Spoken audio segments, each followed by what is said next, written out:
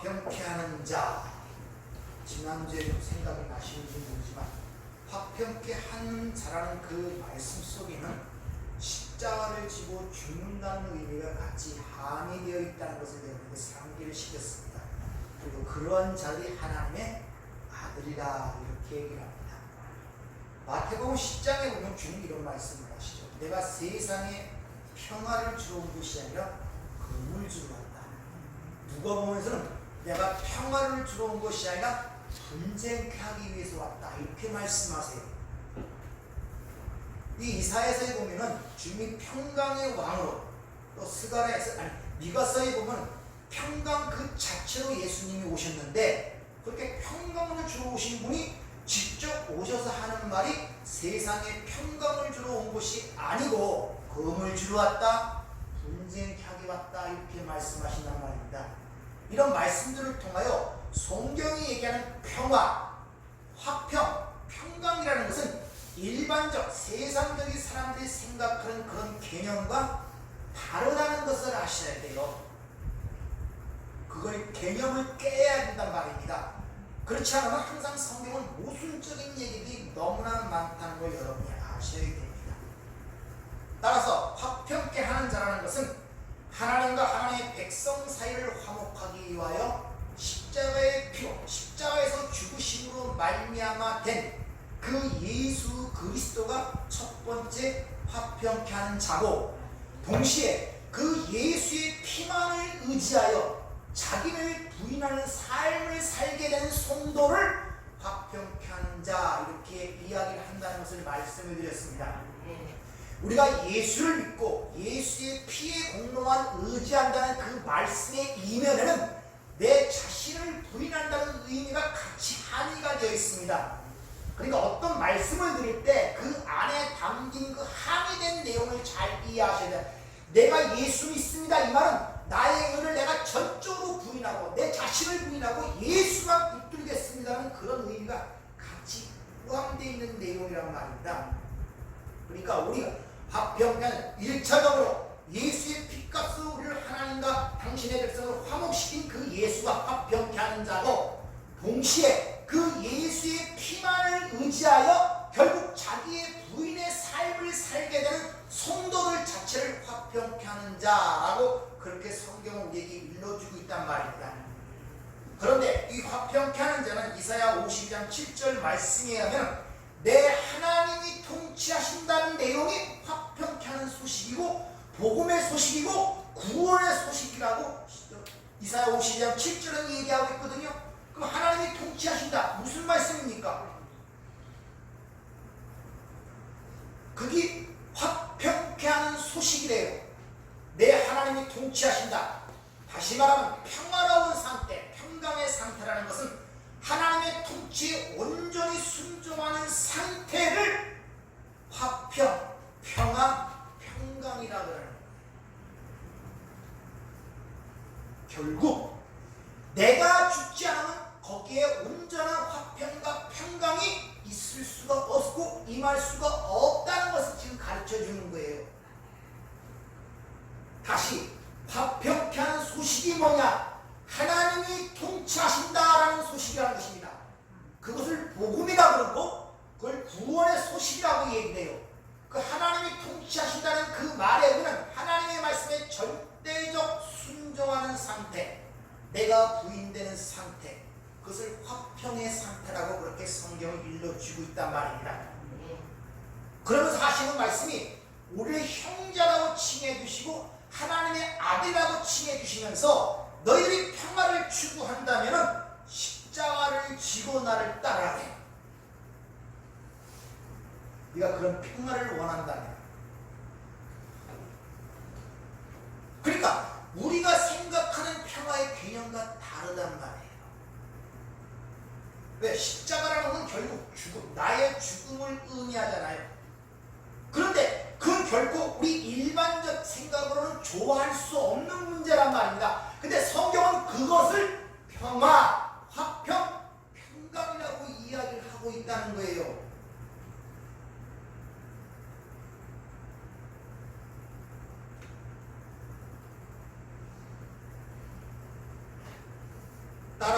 자기 부인으로 말미암아 주어지는 그 평안은 인간들이 절대 기뻐하지 않는다는 것입니다. 줘도 싫어해. 왜? 내 기준과 판단에 의해 맞지 않기 때문에. 그래서 에레미야 6장 16절에 보면 이런 말씀이 있습니다. 여호와께서 이와 같이 말씀하시되 너희는 길에 서서 보며 옛적 길 곧 선한 길이 어디인지 알아보고 그리로 가라. 너희의 심령이 평강을 얻으리라 하나 그들의 대답이 우리는 그리로 가지 않겠노라 하였으며 창세 때부터 하나님께서는 계속 얘기합니다. 진정의 평강의 길을 제시했음에도 불구하고 인간은 계속적으로 그 길을 부인해 왔다는 것입니다. 이 창세기 3장의 사건이 그런 내용을 우리에게 전달해 주고 있지 않습니까? 그래서 예수님께서 신약에 보면은 예루살렘 십자가를 지기 위해 예루살렘을 입성했을 때 그 예루살렘에 있는 예루살렘 성을 보고 우시는 모습이 기록이 되어 있습니다. 누가복음 19장 41절에 보면 가까이 오사 성을 보시고 우시며 이르시되 너도 오늘 평화에 관한 일을 알았다라면 좋을 뻔하였거니와 지금 내 눈에 숨겨졌구나. 이렇게 주님의 공생애를 보면 주님이 우신 사건이 딱 두 사건이 있습니다. 오늘 이 예루살렘 성을 보고 우시는 사건, 또 하나는 요한복음 11장에 보면 나사로 무덤 앞에서 슬피 우는 모습이 또 기록이 되어 있어요. 그러니까 어떤 것에서 우셨다는 그 내용은 그 나사로의 무덤이나 예루살렘 성이나 같은 맥락 속의 의미를 전달하고 있단 말입니다. 따라서 이 땅에서 하나님을 섬긴다고 생각하는 그 근본적 하나님의 집이라는 예루살렘 성 자체가 무덤이었단 말입니다. 그걸 마태복음 23장 회치라는 무덤이라고 이렇게 얘기를 하죠. 겉으로는 아름답게 보이나 그 안에는 죽은 사람의 뼈와 모든 더러운 것이 가득하도다. 겉으로는 하나님을 섬기고 하나님을 섬기고 율법을 지킨다 하지만 그 안에 사람의 죽은 뼈와 더러운 것 카타로스 청결이라는 의미를 알죠. 이 더러운 것은 그 앞에 아자 부정어가 붙어서 불결이라는 뜻이 더러운 것. 그럼 청결이라는 의미를 배웠잖아요. 그 이해에 따르면 그 성전에 더러운 것이 가득하다 무슨 의미겠습니까? 네? 무슨 의미겠어요? 청결의 의미가 뭐라고 배웠습니까?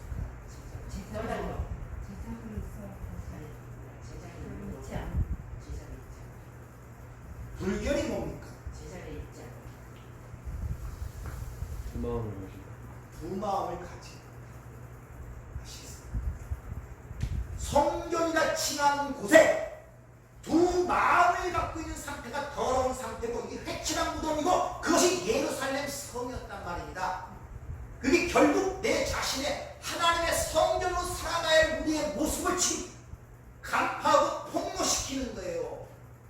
이게 두 마음을 갖고 있으면 그게 더러 거기는 회칠한 겉으로는 하나님을 섬기고 예수를 믿고 종교생활을 하지만 그 안은 두 마음을 갖고 있는 거예요.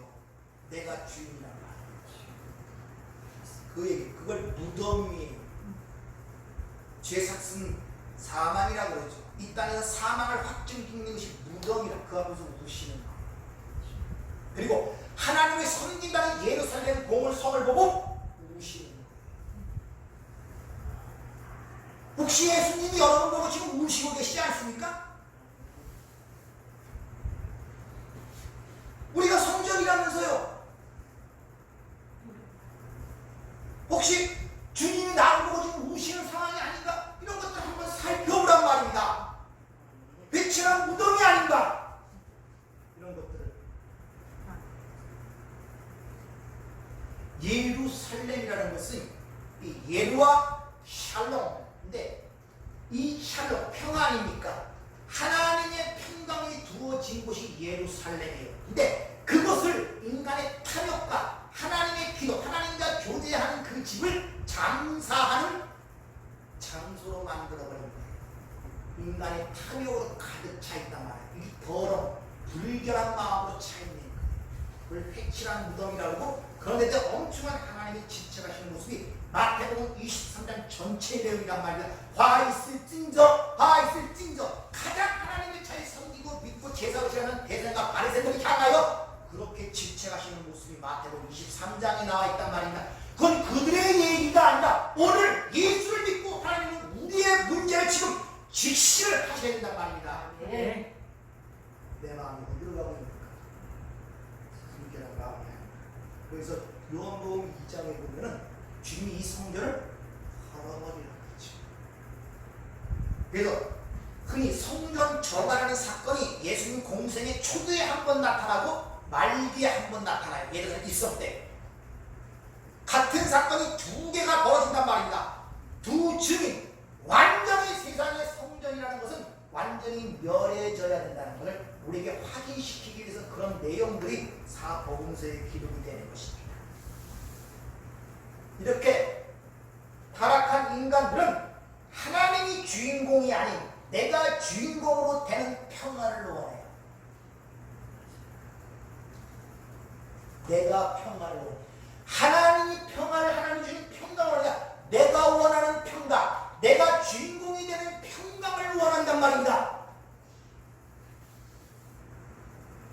그러니까 하나님이 주신 진짜 평강을 보지도 못하고 알지도 못하는 것입니다. 그러나 예수님이 관계없는 평강은 진통제와 마약과 같아서 지속되지는 못해요. 여러분의 삶을 가만히 살펴보세요. 어떤 때는 굉장히 평화롭고 기쁘고 행복한 삶들이 가끔가다 오죠.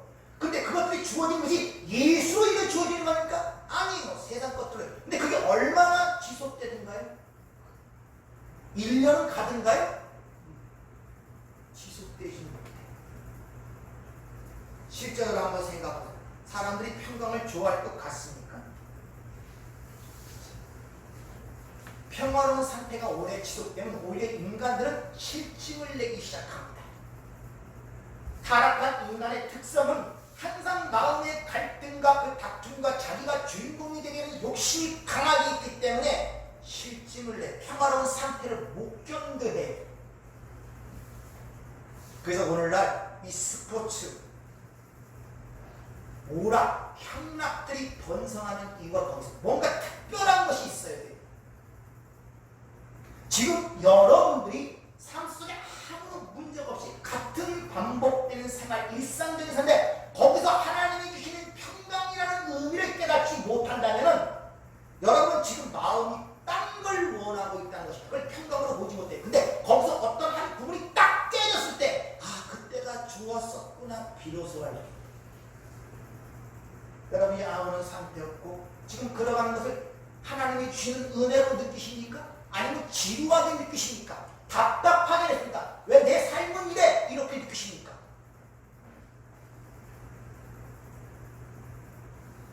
평화롭게 안 느껴지죠? 뭔가 좀 새로운 게 자꾸 있어야 되고. 그래서 인간은 끊임없이 새로운 무엇인가를 만들어가기 시작하는데 그 궁극적 전쟁과 테러를 일으킵니다. 전쟁의 명분이 뭔지 아십니까? 평화예요. 탈레반 이런 문제 때문에 지금 많이 되는데 그들이 유엔도 그렇고 어느 나라도 그렇고 하여튼 전쟁과 테러라는 궁극적 목적은 뭐냐? 평화예요. 명분이 평화라니까요. 전쟁을 일으키는 목적이. 왜? 세상의 모든 평화는 자기가 주인공이 돼요. 남이 주인공이 되면 절대 평화로 느끼지 않습니다. 예수가 주인공이 되는 평화는 내가 원하지 않아요. 내가 주인공이 되는 평화를 원한단 말입니다. 내가 주인공이 되는 거. 내가 원하고 기준하고 생각하는 세상적인 것들이 내게 딱 주어졌을 때 어떤 환경, 느낌과 감정을 통하여 또 세상에 보이는 그 힘들을 통하여 나의 보호막을 삼아 그것으로부터 평강을 느끼려고 한단 말입니다. 예수님이 주는 평강은 그래서 주님께서 네가 나의 평강을 십자가를 지라 네 것을 부인하란 말입니다.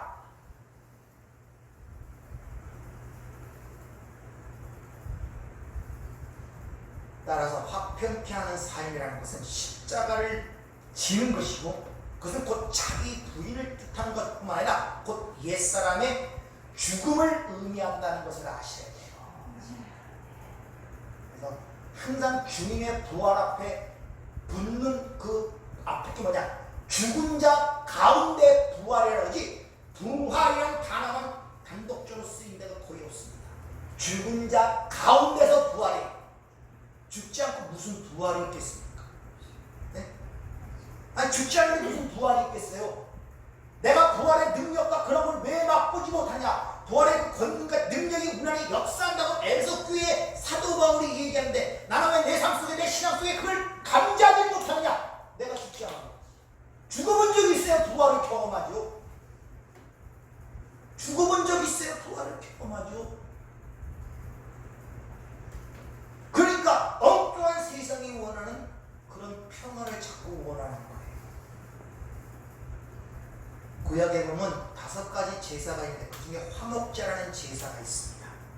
바로 그 화목제 제사가 하늘의 평강이 어떻게 당신의 백성들에게 주어지는가를 그린 어떤 예식, 어떤 모형, 교보제로 잘 설명하는 게 화목제예요. 그 화목제는 하나님이 베풀어준 구원에 대한 감사와 그 축복에 대한 감사를 표현하는 것이 제사, 그 화목제의 제사거든요. 근데 그 화목제가 무엇을 뜻하는지 사도 바울이 로마교회에 쓴 편지에 잘 설명되어 있습니다. 로마서 3장 25절, 이 예수를 하나님이 그의 피로써 믿음으로 말미암은 화목 제물로 세우셨으니 이는 하나님의 길이 참으시는 중에 전에 지은 죄를 간과하심으로 자기의 의로움을 나타내려 하시리라. 이 화목 제물로 이 번역된 이 단어가 히스텔리온이라는 단어가 쓰는데 구약에 보면은 지성소 안에 언약궤 위에 속죄소가 있죠. 그거에 코펠, 그걸 덮다, 또 진정시키다, 화해하다, 속죄하는데 거기 코펠은 카파라라고 하는데 이 속죄는 카파라트, 거기서 이제 뭐만 약간 그러면 코펠이에요. 코펠을 많이 듣는 거 아닙니까? 노아의 홍수 사건 때 방주를 발랐던 영청이 코펠이에요. 그 방주가 예수의 피로 발라졌던 거예요. 그리고 그 안에 있던 노아와 8 식구가 살아났단 말입니다. 그 이야기를 지금 하고 영적으로 어떤 의미인가를 얘기하고 있단 말입니다. 즉 하나님과 하나님의 백성들을 화목하기 위해서 드려진 제물이 화목 제물인데 그것이 바로 하나님의 아들 예수 그리스도였음을 지금 사도 바울이 일러주고 있는 거예요. 그런데 그 화목 제물의 규례가 어떻게 되는가를 레위기 3장에 잘 기록되어 있는데 거기서 주어지는 의미가 여러 가지가 있는데 한번 보도록 하겠습니다. 레위기 3장 1절부터 한번 5절까지 잘 들어보세요. 화목 제물에 대한 규례입니다. 사람이 만일 화목제의 제물을 예물로 드리되 서로 드리려면 수컷이나 암컷이나 흠없는 것으로 여호와 앞에 드릴지니 그 예물의 머리에 안수하고 회막문에서 잡을 것이요 아론의 자손 제사장들은 그 피를 제단 사방에 뿌릴 것이며 그는 또 그 화목제의 제물 중에서 여호와께 화제를 드릴지니 곧 내장에 덮인 기름과 내장에 붙은 모든 기름과 두 콩팥과 그 위의 기름 곧 허리 쪽에 있는 것과 간에 덮인 거풀을 콩팥과 함께 떼어낼 것이요 아론의 자손은 그것을 제단 위에 불이 있는 나무 위에 번제물 위에서 사르지니 이는 화제라 여호와께 향기로운 냄새니라. 여기서 화목제라는 단어가 히브리어로 츠바우 샬람이라고 되어 있는데 샬람이라는 단어는 샬롬에서 파생된 거예요. 제바움 희생 제물이라는 그러니까 화목제라는 그 이름 자체가 평화의 희생 제물이라는 그런 의미를 갖고 있는 것이 화목제란 말입니다. 근데 그 하나님과 하나님의 백성 사이에 드려진 그 화목 제물의 규례를 딱 보면은 일단 그 물질에서 기름을 하나님께 드리라고 해요. 특히 이게 레위기 3장 16절에 보면 모든 기름은 여호와의 것이라고 해요. 그래서 모든 제물을 드리는 그 제사법이나 이런 것들을 다 살펴보면 기름은 절대 버려서도 안 되고 사람이 먹어서도 안 되고 하나님께만 드려지게 돼 있어요. 기름이라고 하면 기름 부은 자 예수 그리스도를 얘기하는 거 아닙니까? 그러니까 하나님은 예수라는 제물만 받는다는 그 의미가 그 속에 포함되어 있고 특히 콩팥과 뭡니까? 두 콩팥과 허리 쪽에 있는 간 덮인 껍질을 태워서 하나님께 드리라고 그러죠. 콩팥과 간이 우리 몸에서 하는 작용이 뭡니까? 해독작용이 아니에요. 가장 크게. 그럼 벌써 해석이 되잖아요. 왜? 기름과 콩팥과 간의 껍질을 하나님께 드리냐?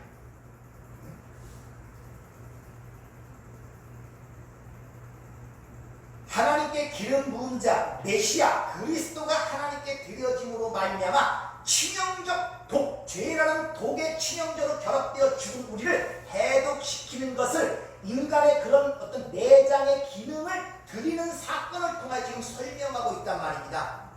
그러니까 예수의 죽음으로 치명적인 독인 죄라는 문제가 해결된다는 것을 화목제를 통해서 우리에게 가르쳐주고 있는 거예요.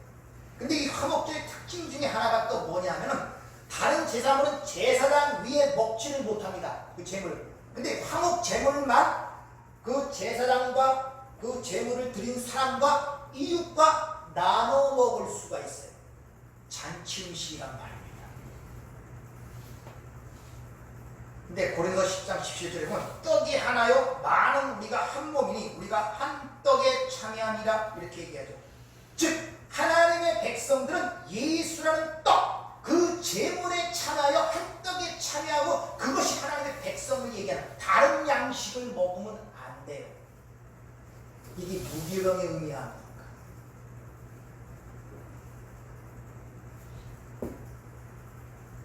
예수만 먹어야 돼요.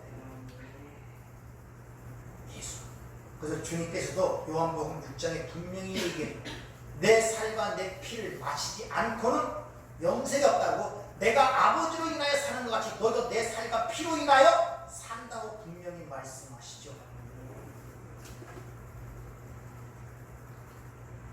그 살과 피를 주기 위해서 우리를 죽으신 거예요.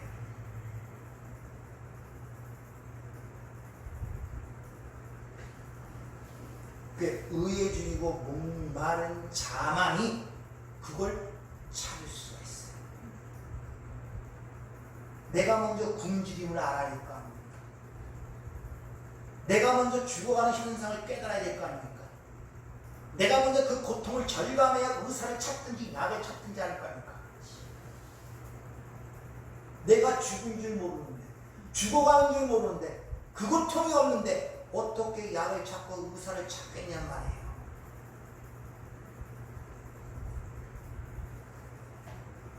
성경은 분명히 율법으로는 의롭다 하실 유체가 없다 그러죠. 그러므로 모든 인간은 하나님의 진노와 저주 아래 있어요.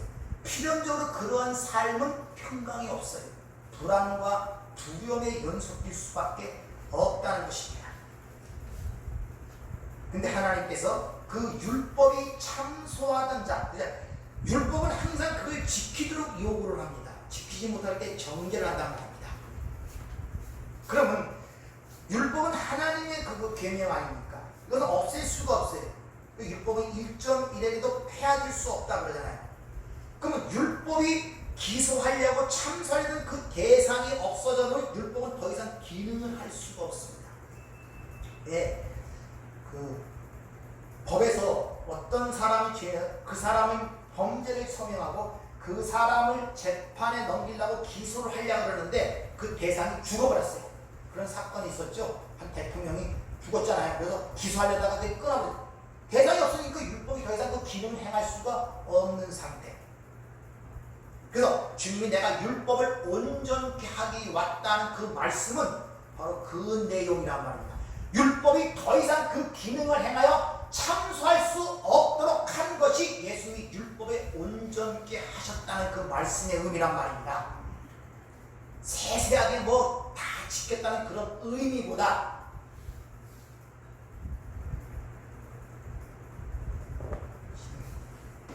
그걸 여러분이 이해하시려면 집에 가서 로마서 7장에 있는 1절부터 4절까지의 말씀 한번 잘 찾아서 읽어보세요. 로마서 8장에는 그래서 죄와 사망에 보고서 해당했다. 또 계시록 12장에서는 우리를 참소하던 자가 하늘에서 쫓겨나는 모습으로 이게 기록이 됩니다. 그러니까 율법은 항상 그것을 지키기 위하여 정죄를 한단 말입니다. 근데 그 대상이 없어져버리면 기소하거나 참소할 대상이 없으니까 율법의 기능 자체가 사라지는 거예요. 대상이 없어져 버리니까. 그럼 율법이 하나님의 신부인 죄를 지은 우리를 정죄하게 돼 있잖아요. 근데 이 사람은 그걸 지킬 수가 없단 말입니다. 그러니까 율법은 항상 이것을 정죄하게 돼 있어요. 그러면 이게 없어져 버리면 기소를 못 하잖아요. 근데 우리 안 되잖아요. 그래서 예수가 우리 대신 죽은 거야. 이해가 되십니까? 그까지 이해했더니 여러분 요한계시라는 음녀가 나오죠. 짐승의 머리를 등을 타고 있는 음녀. 그 음녀가 누구겠습니까? 그게 바로 우리란 말입니다. 근데 거기에 대신 누가? 예수가 음녀가 되어 죽는 거예요. 그 율법이 더 이상 참소를 할 수가 없어요. 대상이 없음으로 말미암아. 그러니까 율법을 온전케 했다는 것입니다. 그렇게 한 다음에 그가 이제 우리를 정죄하던 율법의 남편이 사라짐으로 말미암아 우리 새로운 곳으로 장가 시집가게 된 거예요. 그것이 로마서 7장의 얘기예요. 그래서 새로운 남편, 새 남편 예수와 연합이 되는 것입니다. 그걸 성경에서 우리에게 가르쳐주고 있다는 것이죠. 근데 문제는 뭐냐면 이 인간들이 사람들이 평화를 그런 하나님의 진리 속에서 내가 부인되는 가운데서 그걸 받으려고 하지 않고 항상 자신들의 느낌과 감정으로 그걸 감지하고 느끼려고 할 뿐만 아니라 이 세상의 눈으로 보이는 것들을 의지하여 그것을 나의 방패막으로 삼아 안정감을 가지려고 한단 말입니다. 그리고 그것에서 평화가 온다고 생각하고 있단 말입니다. 그것들이 바로 자신들의 어떤 불행과 불안과 두려움을 막아준다고 생각하고 있단 말이에요. 그래서 내가 생각하던 그 보호막이 사라지면 불안해서 견딜 수가 없어요. 그러니까 다른 대체물을 만들어내야 돼요. 대체물. 그래서 이스라엘 백성들이 자기를 애굽에서 이끌어 광야로 끌어낸 자기를 인도하던 모세가 눈에 보이지 않자 곧 산 밑에서 그 대체물로 뭘 만들어냅니까? 금송아지를 만들어내는 거예요. 그 기간이 길지도 않았어요. 40일 동안 시내산에 올라갔을 때 눈에 안 보여요. 출애굽기 32장에 보면 그 내용이 모세가 산에서 내려오니 더딤을 보고 우리를 인도할 신을 만들라고. 모세가 눈이 안 보이기 시작하니까 불안한 거예요. 뒤에 보면 우리가 애굽 땅에 인도하여 낸 사람이 어찌 된 줄 알지 못하느냐. 아니 애굽 땅에서 인도하는 것은 하나님이지 어찌 모세라는 사람이겠냐는 것입니다. 근데 그들은 모세가 자기를 인도한 줄 알아요. 그러니까 그 눈에 보이는 모세가 안 보이니까 불안한 거예요. 그래서 우리를 인도할 신을 만들어낸 것이 금송아지란 말입니다.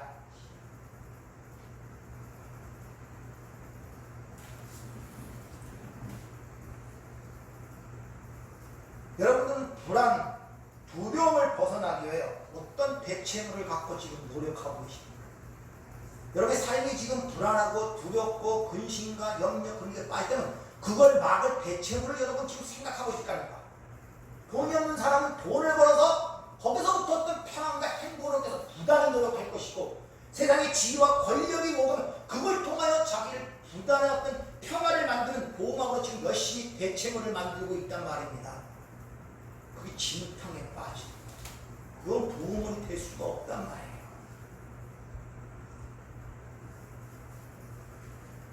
오늘날 교회 안에 이 세속적 사상들이 많이 들어와서 교회를 파괴하고 있다는 것. 그중에 대표적인 것이 뭐냐면 바로 과학적 세계관이나 실증적 세계관이라는 것이죠. 무슨 말이냐? 기독교를 향하여 보여달라는 거예요. 전도할 때 많이 듣는 얘기 아닙니까? 하나님을 보여달라. 그럼 우리가 믿겠다.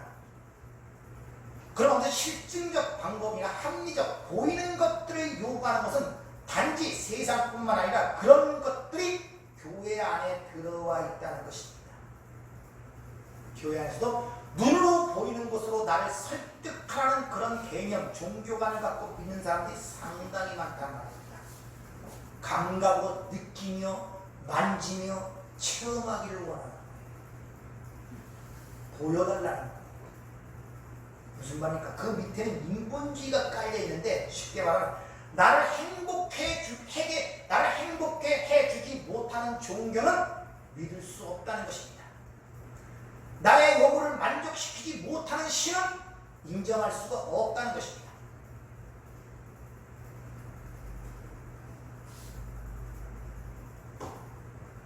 여러분의 생각은 내가 기도하는 것, 내가 바라는 것, 내가 장애물을 느끼는 것, 내 행복을 만든 것들을 하나님이 해결해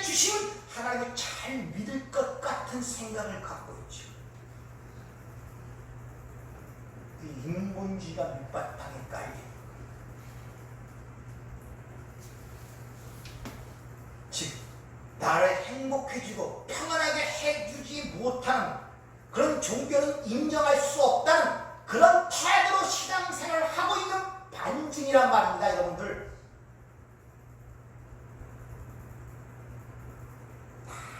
대부분이 그렇게들 생각하고 있어요.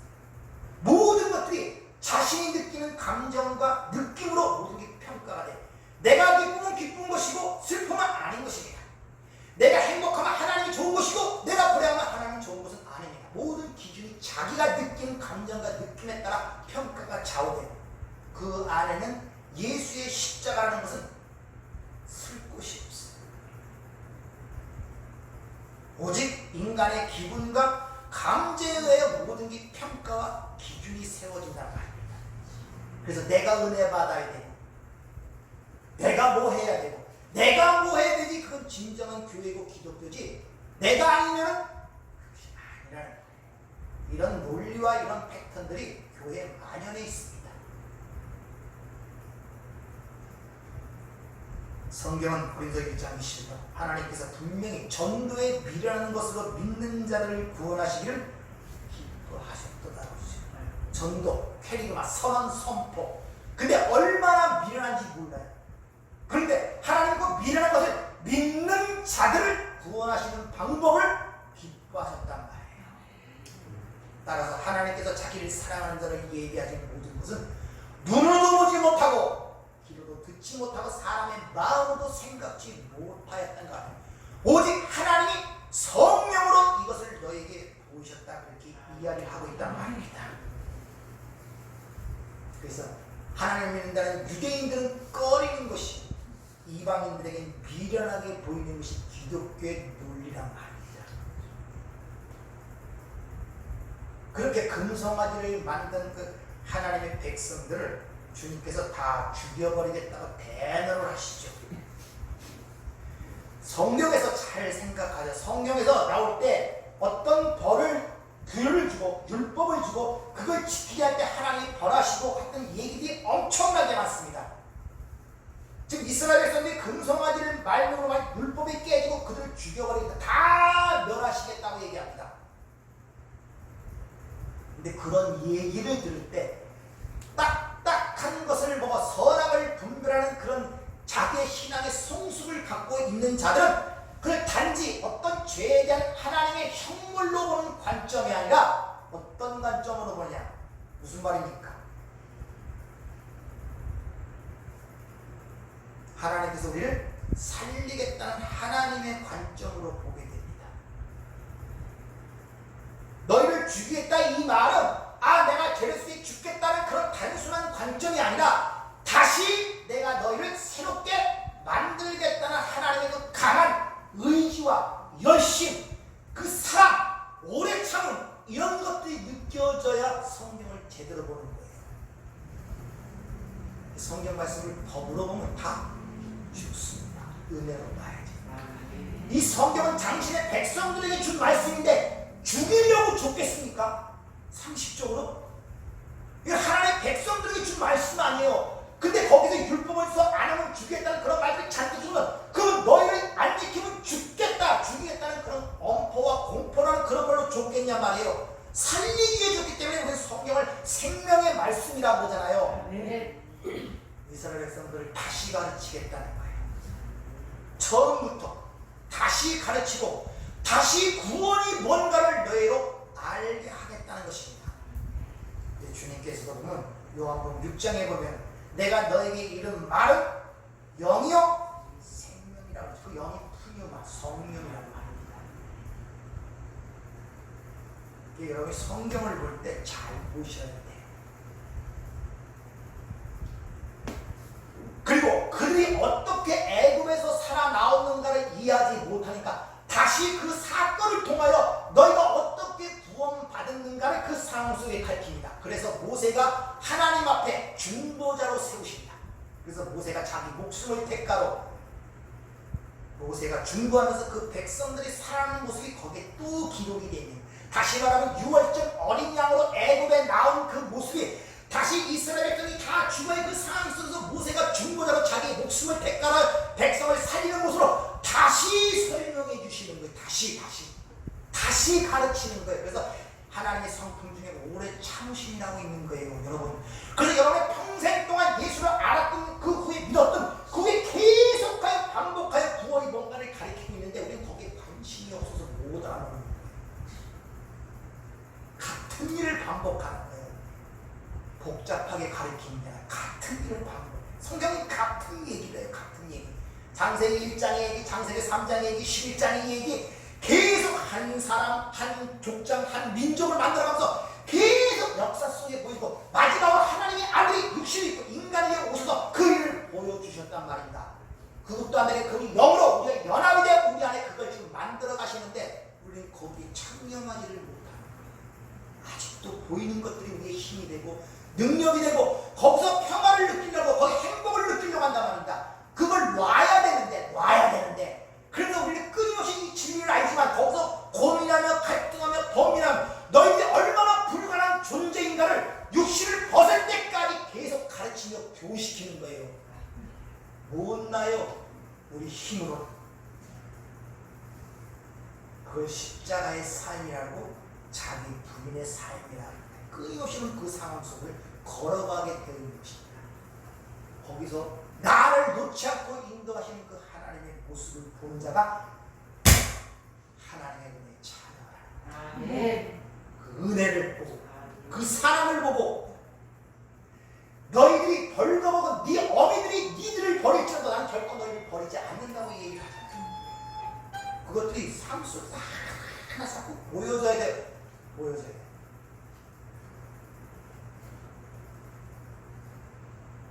철이 들을 것은 배워서 철이 드는 것이 아니라 사랑을 알았을 때 철이 들어요. 저절로 철이 들어요.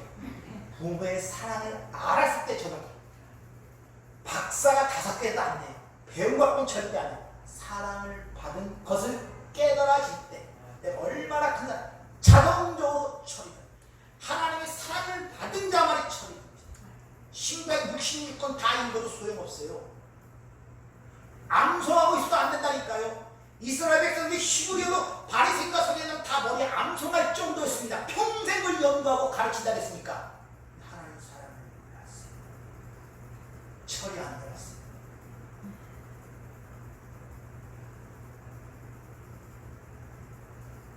로마서 5장 10절에 보면 곧 우리가 원수 되었을 때 그 아들의 죽으심으로 말미암아 하나님과 화목하게 된 자로서 더욱 그 살아나심으로 말미암아 구원을 받은 것이다. 그뿐 아니라 이제 우리를 화목하게 하신 우리 주 예수 그리스도로 말미암아 하나님 안에서 또한 즐거워하느니라. 그러니까 그것을 이해한 자들은 하나님에서 즐거워하게 되어 있습니다. 소위 제1님은 인간의 제대로 목적이 무엇이냐? 하나님의 영광을 구하고 보를 영원토록 즐거워하는 것이다.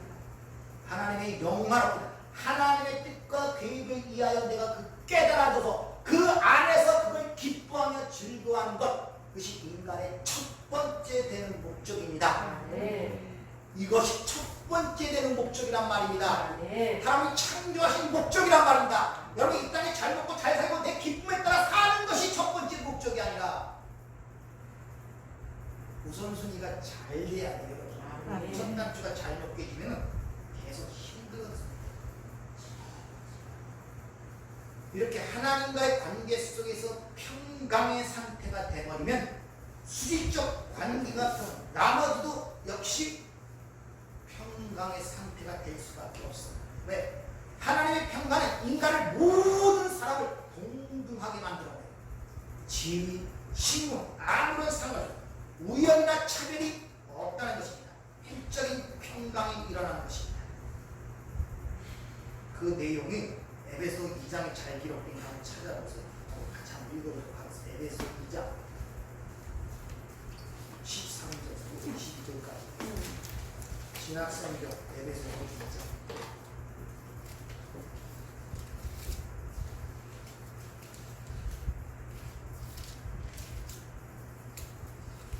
찾습니다. 같이 한 목소리 합독하도록 하겠습니다. 2장 2장 13절 22절까지 이제는 전에 멀리 너희가 그리스도 예수 안에서 그리스도의 피로 가까워졌느니라. 그는 우리의 화평이시니라. 물로 하나를 만드사 원수된 것곧 중간에 막힌 땅을 자기 일체로 하시고 법적으로 된 계명의 율법을 폐하셨으니 이는 이 둘로 자기 안에서 한 세 사람을 지어 화평하게 하시고 또 십자가로 이 둘을 한 몸으로 하나님과 화목하게 하려 하시니라. 원수된 것을 십자가로 소멸하시고 또 오셔서 먼 데 있는 너에게 평안을 전하시고 가까운 데 있는 자들에게 평안을 전했으니 이는 그로 말미암아 우리 둘이 한 성령 안에서 아버지께 나아감을 얻게 하려 하시니라. 그러므로 이제부터는 너희는 외인도 아니요 나그네도 아니요 오직 성도들과 동일한 시민이요 하나님의 권속이라. 너희는 사도들과 선자의 터 위에 세우심을 입은 자라. 그리스도 예수께서 친히 뚜리뚜리 되셨느니라. 그 안에서 건물마다 서로 연결하여 주 안에서 성전이 되어가고 너희도 성령 안에서 하나님이 거하실 처소가 되기 위하여 그리스도 예수 안에서 함께 지어져 가느니라. 아멘. 누구도 자격이 있어서 성도된 사람 없고 누구도 노력하여 성도된 사람 없단 말이에요. 오직 우리가 하나님에서 예수의 피값으로 냈다는 것입니다. 아멘. 따라서 하나님의 화목 제물이신 예수의 십자가의 공로만을 찬송하게 되고 그 몸에만 한 몸에만 참여하게 되고 그런 상태를 갖다가 평화, 평강이라고 하는 것입니다. 다시 얘기하지만 성경이 말하는 평화는 여러분이 생각하는 주위의 환경과 여건이 내 원하는 기준에 다 맞춰서 아무런 일도 일어나지 않고 그런 평화가 아니라니까요. 그런 걸 준다 할지라도 그게 오래가지 못해요. 내 감정이 그 감정이 감사하고 평화롭게 느끼지 못한다니까. 한 달만 지나면 지루하게 느껴지지, 따분하게 느껴지고 그 경험사니까 금방 깨달아야니까 이게 아니구나. 그런 과정을 계속 겪어가면서 왜 반복하여 그쪽으로 나아가시냐 이런 말이에요. 내가 세상에 평강을 주러 온 것이 아니라고 하시는데 니들이 생각하는 그런 것들을 준 것이 아니라고 주님은 말씀하시는데 우리는 끊임없이 하나님께 땡깡을 부려 그걸 달라고 여러분 지금 기도하고 애전하고 마음이 그쪽으로 가요. 왜? 내가 주인공이 돼야 되니까. 내가 주인공이 돼야 되니까.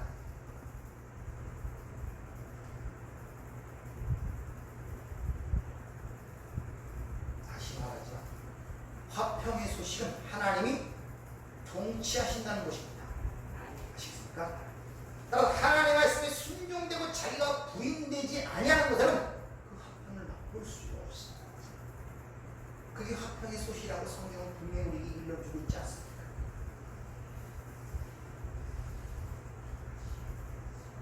따라서 평강이신 예수님이 세상에 평화를 주시러 온 것이 아니라 검을 주러 왔다.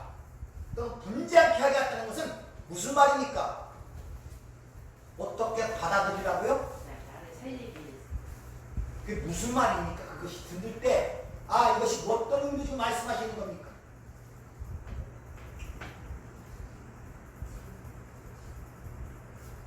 니들이 생각하는 그런 것이 아니라 이런 말이란 말입니다. 니들이 생각하는 그런 행복이 아니야. 니들이 생각하는 그런 평강이 아니야. 니들이 생각하는 그런 자유가 아니야 라는 것을 지금 가르치는 거예요. 그러면 내가 지금 생각하고 바라고 기대서 건 버려야 되겠다 라고 생각을 해야 되잖아요. 그렇게 생각할 때 그럼 성경이 말하는 평강이 무엇인가? 그 성경이 말하는 행복이 무엇인가? 그럼 예수님이 얘기하는 뭔가? 이렇게 관심과 의문을 갖게 되는 그럴 때 성경이 제대로 보인단 말입니다. 그럴 때 그런 사모하는 마음과 하나님의 갈급한 마음이 있어야 하나님이 문을 콱 열어주시고 그런 것이 실제로 깨달아질 때 그 하나님의 그 은혜로우심과 그 영광을 찬양할 수 있는 그런 마음의 솟구침과 감동이 나온단 말입니다. 하나님 감사합니다. 그래서 시편에 하나님의 말씀이 송이꼴보다 더 달다는 그 말에 체감이 되는 거예요. 체감이.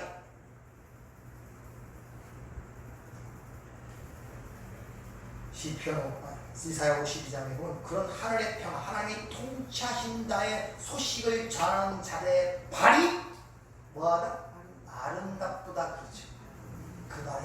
그 그 삶이 하나님 보시기에 아름답다. 아름답다는 건 의미하고서 좋습니다.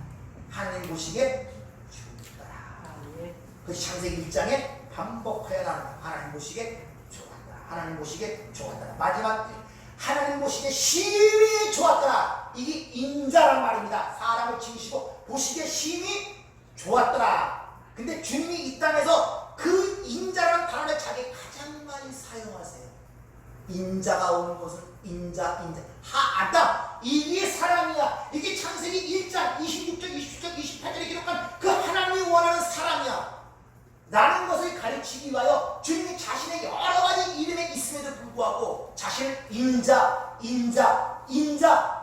내가 사람이야. 내가 바로 창세기에 그 말하는 사람이야. 하나님이 만드시고 원하시는 사람이야를 가르치는 거예요. 그리고 그것이 이 땅에 어떻게 드러나기 위해서 요한계시록 20장에 가장 많이 사용된 단어가 어린 양, 죽음을 통하여 되는 거예요. 이게 하나님 나라의 패러다임이라는 거예요. 어린 양, 인자가 가장 많이 주님이 자신에 대하여 사용하시는 자신의 이름이란 말입니다. 우리가 연합시켜서 너는 내 아들, 내 형제라고. 따라서 여러분들 그렇게 연합되어 있으면 여러분들을 글로 끌고 가실 거 아니에요. 그것이 바로 6원 5고 목적 8월 의를 위하여 박해를 받는 자의 얘기 속에서 나오는 거예요. 아시겠습니까? 여러분도 이런 하나님 보시기에 심히 좋았더라 하는 이런 삶을 사시길 바랍니다. 아멘. 기도하겠습니다. 은혜롭고 자비로우신 아버지 하나님, 참 우리가 이 세상을 살아가면서 왜 이렇게 벗어나기가 힘든지 모릅니다. 그러하신 주께서 이렇게 한 주간이 시작되는 첫날 저희를 불러주셔서 우리의 눈꺼풀을 벗겨주시니 감사합니다. 아버지 사도 바울이 다메섹 선생의 눈에 눈꺼풀이 씌었는데 그 벗겨지는 순간에 참으로 하나님의 놀란 그 영광과 계획을 보고 아버지 생명을 다하기까지 주님께 충성하는 모습이 성경에 기록이 되어 있습니다.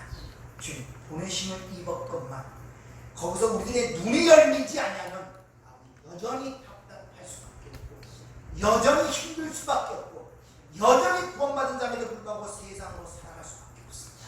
아버지 눈을 열어주시옵소서. 에바다 열려라. 오늘도 말씀을 통해 우리의 눈꺼풀 열어 하나님의 영원한 계획을 보게 하시고 그 가운데 찬양하는 삶이 될 수 있도록 저희를 축복하여 주시옵소서. 예수님 이름으로 기도합니다.